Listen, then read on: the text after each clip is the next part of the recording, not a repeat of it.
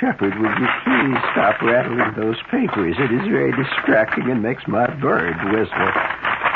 Well, of course, many people have problems with their bird whistling. And, indeed. Well, we'd have to salute a resident of California who had one of those moments in life that one cannot ignore. It seems that his name was Vince, and he was remodeling his house when a dog scampered into the basement and dug up some old bones. And not only were there bones, there were human rib cages, human leg bones. The human jawbone was there, and very other interesting skeletal remains. Well, Vince immediately called homicide detectives, who found that the bones had belonged to a certain Carl Berry, who happens to be the name of our engineer here tonight. It seems that Mr. Berry, however, was a medical student who had lived in the home in the 1920s. He used the skeletal parts in his homework, and then he disposed of them in the basement. Hid them in the walls there. You mean you found that old bag of bones? Asked 75-year-old Dr. Berry, who was still hanging around. Gee, I wish I was there so I could tell you where there's some other stuff that I have buried around the house. Great Scott. Would you please salute the human tragedy?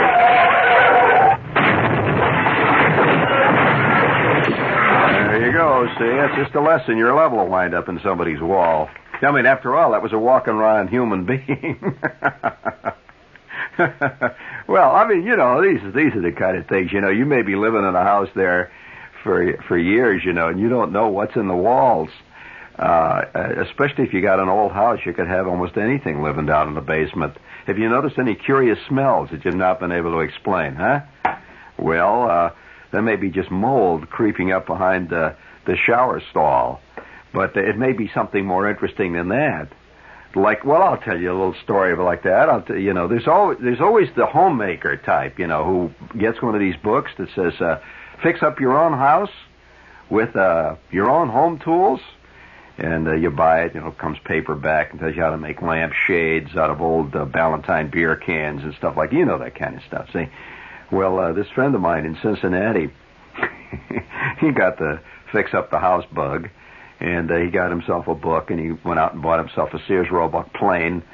And they went down to Monkey Ward's, and he got himself a couple of hacksaws and junk, you know. And he went out and he bought himself some plywood. And what he was going to do, he was going to make what is euphemistically called a playroom. You remember when they used to have playrooms? Well, that's all over now. People don't play anymore. Life is serious. Life is not a game. Prior to the playroom, there was a thing called the Rumpus room.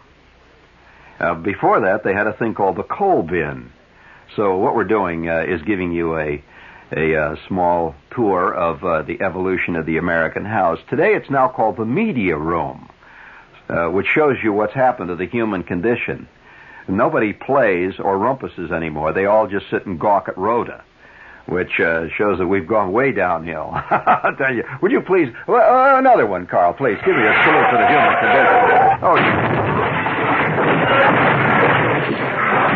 Oh, God almighty, that's what's happened to your mind, friend. You sit there and look at Rhoda too much, and it's gone. Forget it. Has it occurred to you that the mind, like old furniture, is capable of getting wormholes in it? Yes, the mind, like any other muscle, should be exercised. You know, everybody's jogging like crazy because they're all, you know... See, intellect is going out the window. Totally. Intellect. Any man of intellect cannot jog. Why? Because jogging is the second dullest activity ever created by the poor, sad mind of man. Anyone with imagination, after about 5 minutes of just running up and down a road, goes bananas. So the dumber you are, the better the jogger you are. This is an old rule of thumb. It's an inverse ratio. You see, it's 1 over IQ equals J over X. That's a nice little formula there. It's an inverse ratio. The more you find yourself able to sit and watch a CBS golf tournament, watch, I said. I didn't say play. I said watch. The better the jogger you will be. Bum, ba-dum, bum. Would you please once again, Carl, if you will? There it comes again. Oh, my God. Holy smokes. Well, all right, that was... So, everybody is working every muscle except their mind. The one muscle that nobody exercises these days is the mind, because that, first of all, can get you fired. We're coming up to the time of the year-end company cocktail party and all that, and if you start getting your mind going too good, no telling what you might say. After a couple of snifters of eggnog, you might tell the truth about the company. And out of the water you go with a great splash and a roar of a 155 shell. And then you're going to do a lot of jogging. You can just get out there and keep running around looking for work. That's, by the way, one of the best of the new motivations and exercises that people are using. It's a yoga thing, really, to contemplate the ultimate job. And you just run around town, continually running, and you'll get your legs in good shape and everything else. That's a good way. But getting back to the cataclysm of the mind, my friend, of course, was one of the very earliest to turn a coal bin into a rumpus room. And actually, he was right in between the transition between the rumpus room and the playroom. You see, society got a little more popular. Popular-minded, pop-minded, if I can say it that way. And play was more popular than rumpusing. What is, incidentally, the plural of rumpus? They said, boy, we had a rumpus last night. Is it rumpi? A rumpy? And when a person is involved in this, is he called a rumpiest? Or is his life called rumpian? You see, I like to play with words like that because it keeps the mind. This is my form of jogging. Keeps the mind agile, clean-limbed, and sinews are just fantastic in a mind that plays with words like rumpian. However, is that... you see how it goes? Yeah, well, was Rumpelstiltskin a rumpian? And what nationality was Rumpelstiltskin? You remember, why do you say German? Rumpelstiltskin is not a German name. Well, you guys say German to everything I say, so I don't know what it is. That's what happens when you're a beer drinker. However, nevertheless, you like Braunschweiger. But nonetheless, we've got to keep with the subject here. And the subject is you don't know what the hell's down in your basement. I mean, hiding in the walls. You really don't. And my friend George, we will call him George. Primarily because his name was George, and is George. And I might add, ever since that day, his hair has consistently fallen out, and now he makes Telly Savalas look a little like Mick Jagger. He's got an honestly bald head. And, yes, indeed, at night it glows. And so, nevertheless, George got this, and at that time he had this great mop of hair. See, he lost it all in about 5 minutes. What happened was, George got this book, on how to fix up your coal bin and make it into this, it's really great playroom where you have an English dart set, and you throw darts. They threw darts for 5 minutes in his house, and then the damn thing hung there, for years, and nobody... I wonder how many people, say, hey, that looks like fun, Madge, and they go out and buy it. I'll tell you there are certain things that are made that are designed to be put in closets, to be sold at flea market sales 40 years hence. They're not to be used. And you can always tell during the year, you can just tell what time of year it is by turning on a television set and looking at the commercials. You can't tell by the shows, because the shows are all reruns now. The whole world is reruns.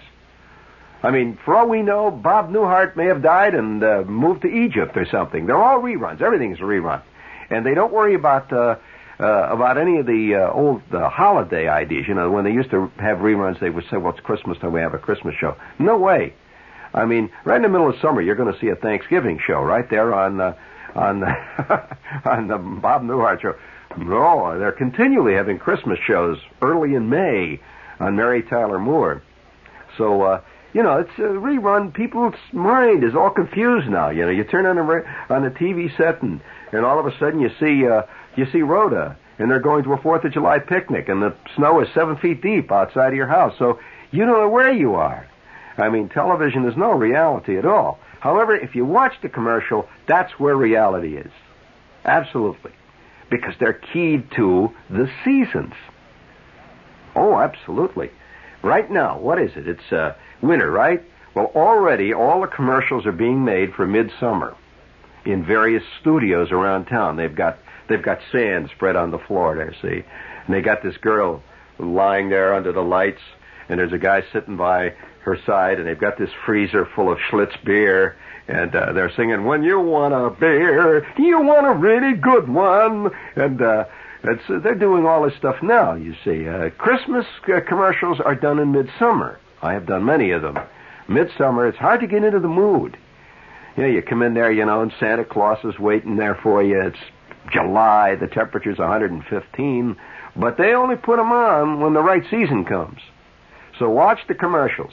Whenever you see thousands of commercials for vegetable choppers, that's Christmas.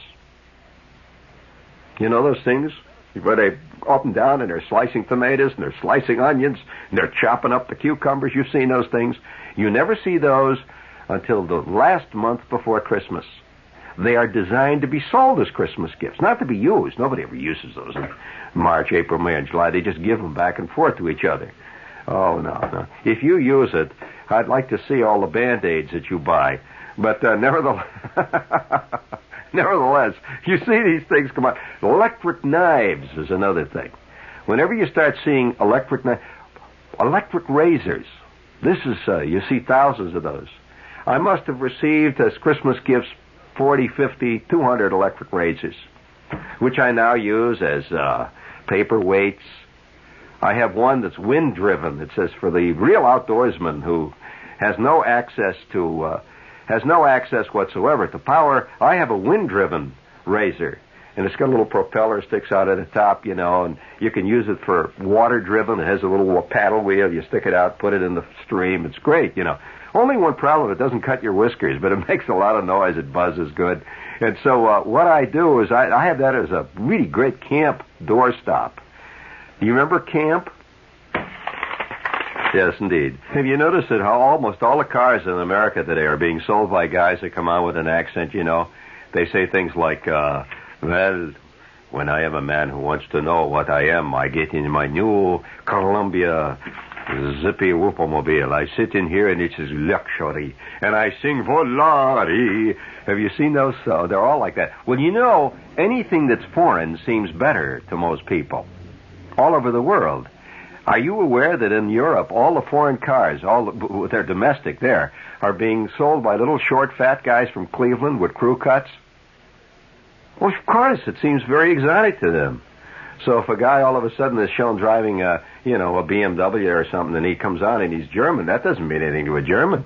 But if you get a guy say, "Hey, gang, I'm Butch McAllister from Cleveland. I want to tell you, these are some hell of a cars, They're really great cars. When I get in this car, I say, you're really Butch McAllister from Cleveland. It gives me a feeling of, I know who I am. And I'd like to sing a little song. Roll out the barrel, I have a barrel of fun.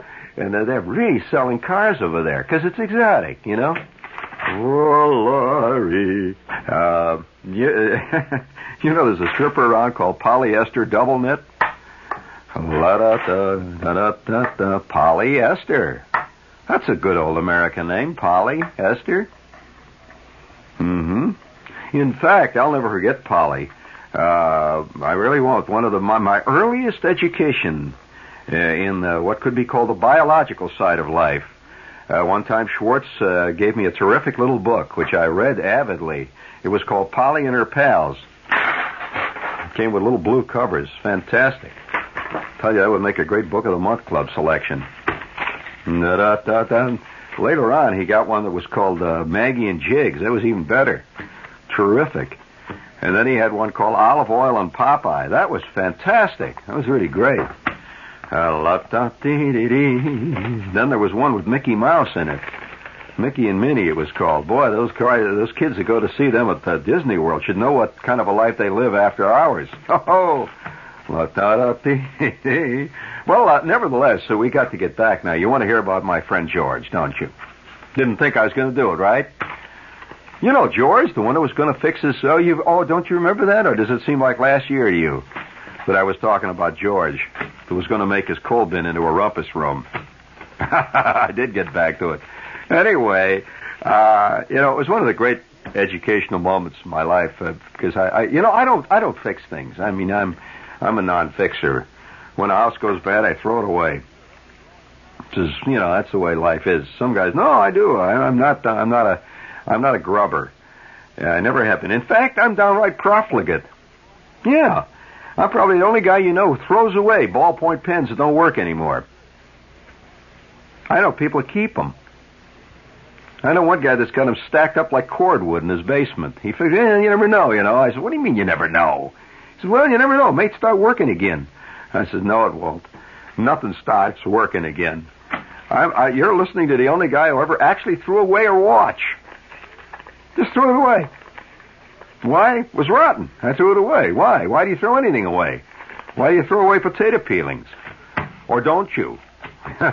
Well, nevertheless, I'm profligate. I'm really profligate. Reminds me of sorry. But being profligate has its advantages. You do not find yourself burdened with junk. There are some people who like to surround their lives with junk. What was the name of those two guys that lived in this town once in New York?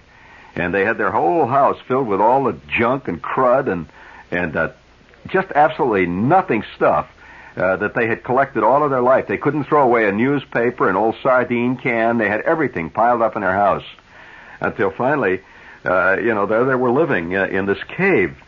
And that's all. They had a little hole, like a hole hollowed out. And it was getting smaller. Yeah, you remember that famous story? Well, that's only an extension of the way a lot of people are. You go down into the basement of many people's houses, and you're going to find tennis rackets from 1910. Well, one day I may get it resprung, and forget it.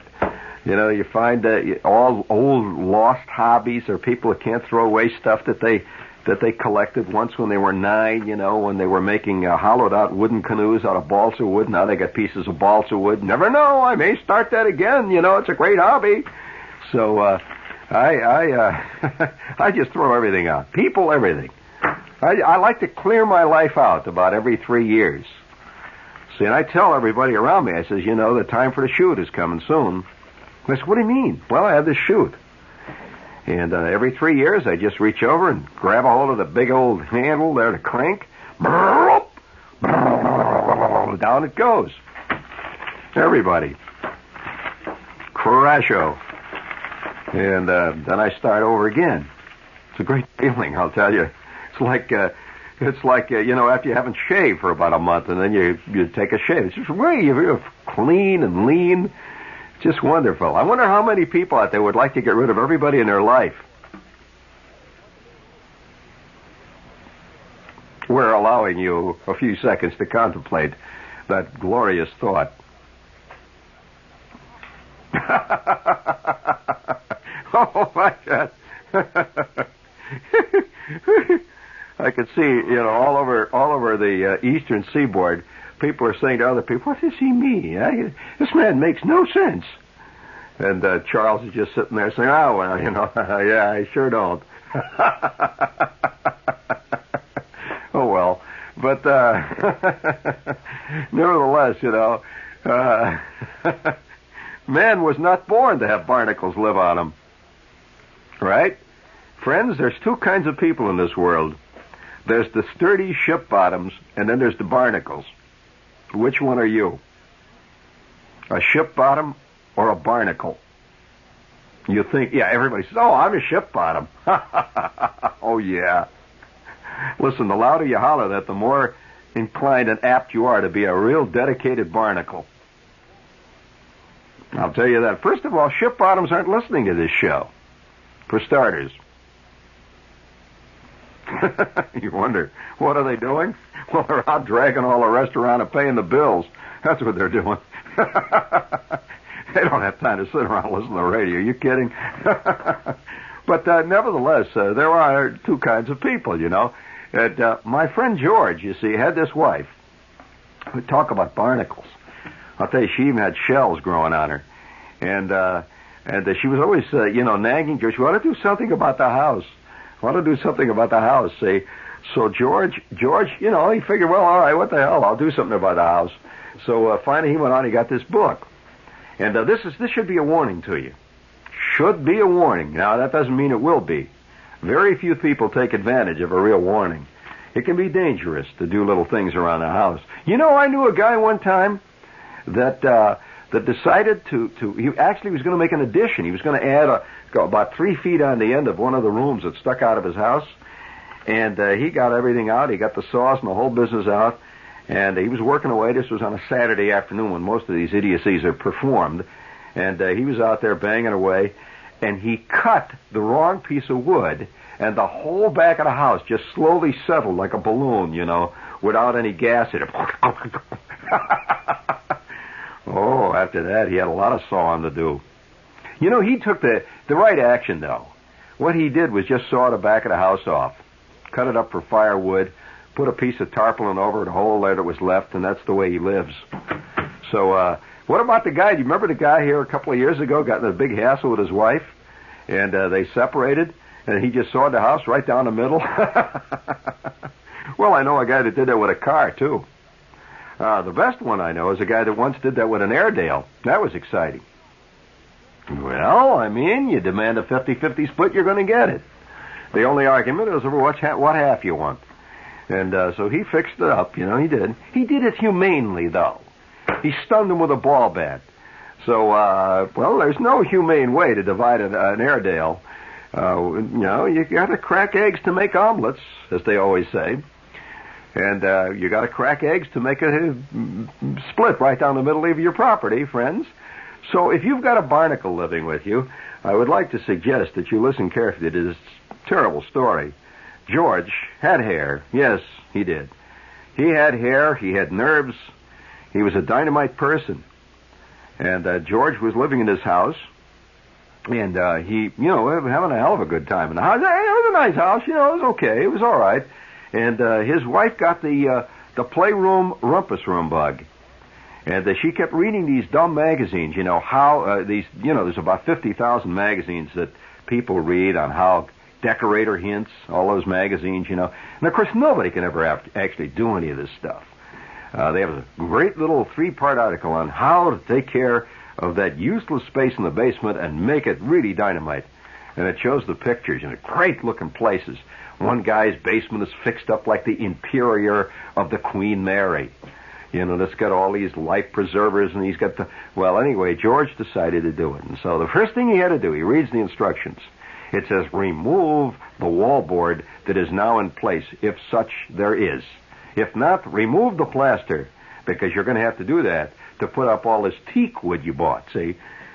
So George is down there with all his tools, and Peggy's upstairs ordering things like pinball machines she's going to put in her great little rumpus room, and she's ordering all that stuff that never gets used. I know a guy that's got 15 different pinball machines, a pool table, never been used. Sits down there now. So George didn't know about that. All he wanted to do was to get it done so he could get her off his back. So he tears down some of the wood. Tears down more. He tore down more.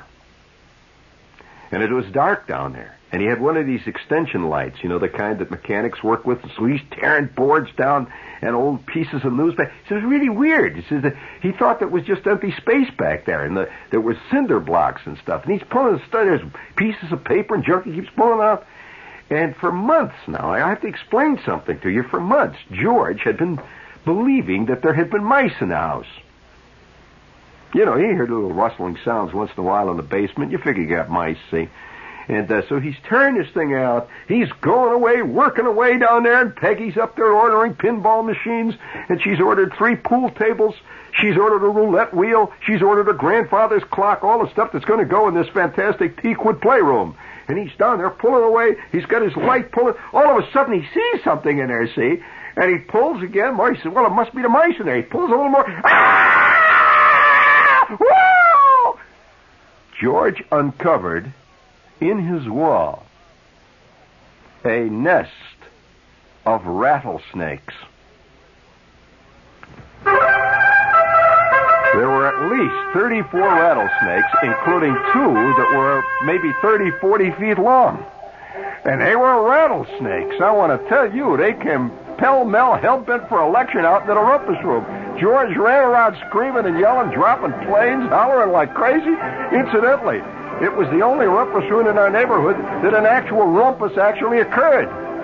George Reedy Rumpus, you should have seen him, screaming and yelling, running up the steps, hollering like mad. And Peggy says, get back down here and finish it. They're going to deliver the pinball machine in a half an hour. He says, damn it, you get down there and look. She says, why? He says, get down there and look. She ran down the steps. Wah! Wah! Wah! These snakes came roaring out. She ran back, and what do you think Peggy said to him? What do you think? She says, you do anything to make me mad. So, friends, we have studied the life and times of a barnacle. The trials and tribulations of a ship bottom. If the shoe fits, well, put it on, if you dare.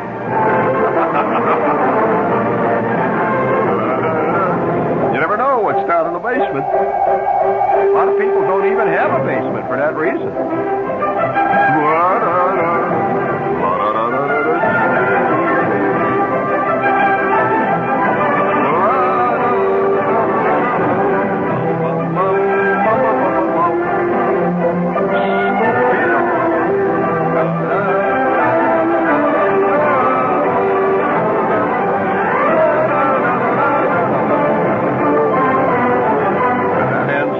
Public service salute to Norman Mailer and Philip Roth.